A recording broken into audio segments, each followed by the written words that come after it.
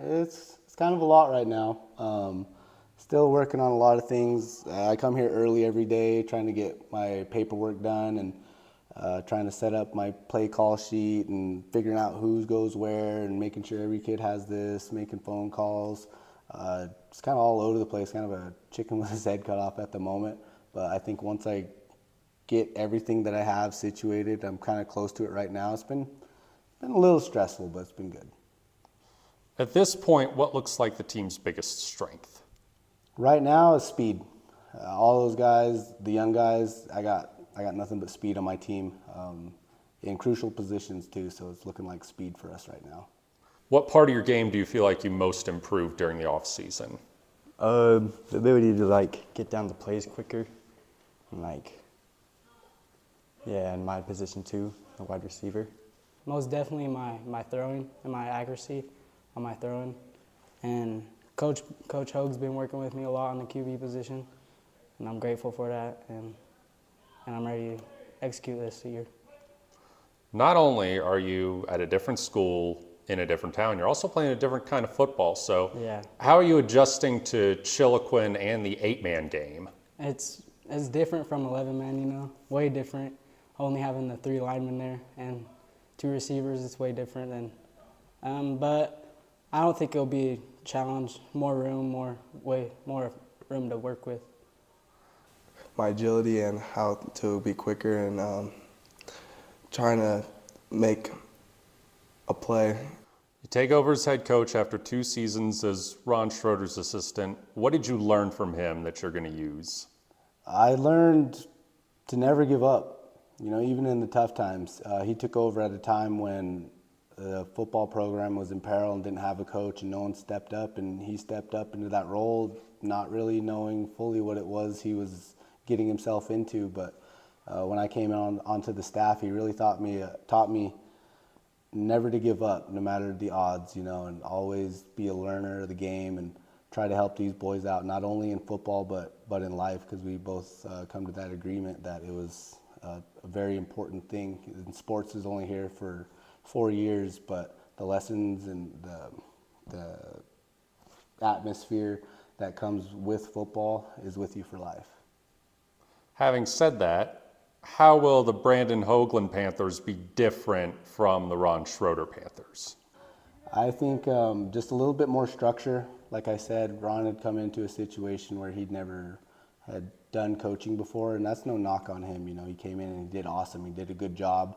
And now this year, like I said, I've been working here day in and day out, Monday through Friday, and staying late and really trying to set us up for success, and trying to have a little bit more structure than we did last year. So I think that piece is going to be different, and I think just our offense in general is going to be completely 360. So I think that's what's going to be different. What won't be different? The mentality of never giving up, always coming every day, ready to work, clock in early, stay late. You got a question, ask. Take care of these guys like as if they're your own brother, and that's one thing that I teach these guys is just come in, work, and nothing changes right there. The work never changes. Chiloquin football has not had a winning season since 2018, hasn't made the playoffs since 2004. What makes you confident that you can turn this program around? I think first and foremost is structure. I think it takes a lot of structure and a lot of discipline. When you come into a situation where everything's everywhere and there's not really a set thing of what we're supposed to do, I think that's where the downfall was in those last 3 years, and four, right? Yeah.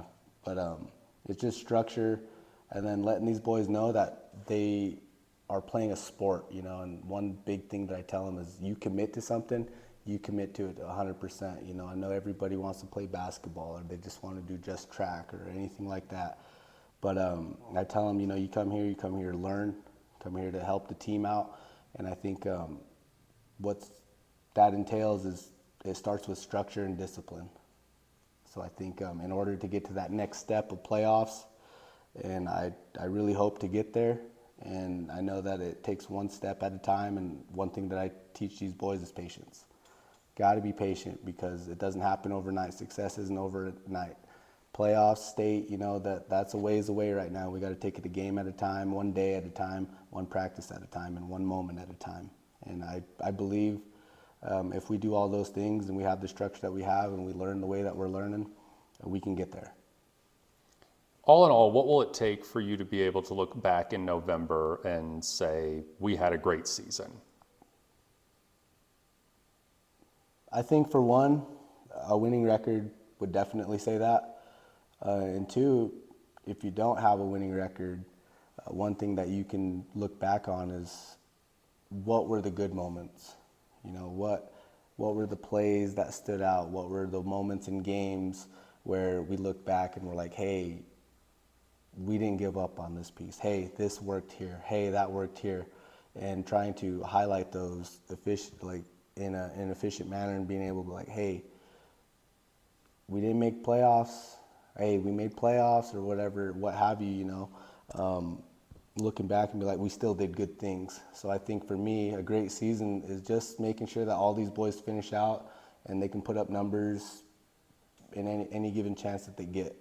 So I think to answer that question fully, one, have a winning season. Two, highlight the big moments. Three, we're in the playoffs. I think that's the last thing on my mind right now is playoffs.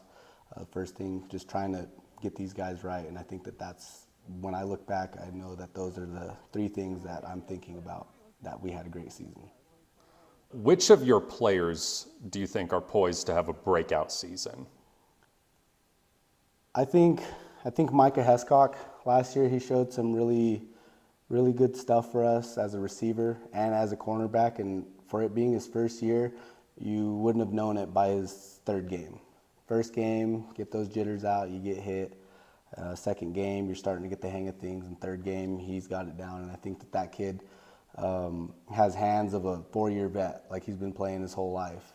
And he's just an athlete. And I think that's one kid that'll put up numbers receiving for us, hopefully rushing, maybe even in the quarterback position, because he is our backup quarterback and making plays for us on defense as our starting cornerback and also our deep return guy.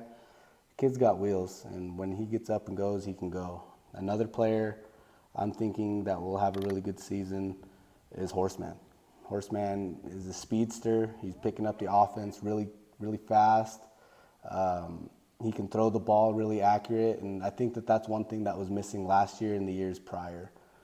With Jaden Riddle, his senior year 2 years ago, the kid could throw the ball and he had wheels, and I see a lot of that in Horseman this year to put up numbers for us. Austin Earle is another kid. He's our starting running back, starting linebacker, and last year he dealt with a shoulder popping out, and so that kind of lingered him here and there, but even with a injured shoulder, he made good plays for us. He was able to make tackles, and he's our kicker as well. Kid got a boot on him, but I'm really looking forward to seeing what he can do at the running back position. A couple other guys, Isaiah Reynolds. This is going to be his first year starting on offense as a tight end for us. And the kid's been working, he's been putting in the work, working on his hands. Did really good at defensive end. I gave him a shot last year, and that kid, he took it and ran with it. So I'm really looking forward to what he can do on defense for us and also on offense. One other kid that I'm looking forward to is Laylan Wilder. He's a freshman coming in. He's an athlete. Dude's an athlete. He can make any play out there that I need him to make, and he's willing to do all the stuff that I ask of him. Coming into this season, he had a really successful season at Pop Warner. But the kid, he comes day in and day out and works hard, and he's not afraid to hit anyone. So those are my players that I think are going to have a really good season, I think, for us. You said you played at Haskell, right? Yeah, Haskell Indian Nations University in Lawrence, Kansas. I went there looking to play the quarterback position, and how things go with that with college sports. I had to back out of that and do cornerback and play defense. So I played defense for them, and I was there for 2 seasons until they cut the program.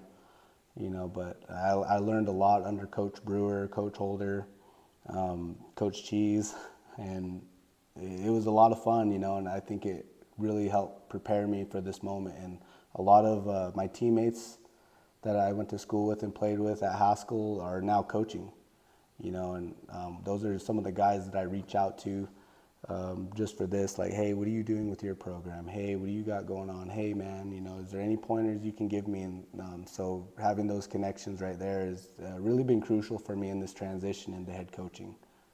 I'm a tribal member here in Chiloquin. I played Chiloquin football, basketball. I did track, baseball when they had it.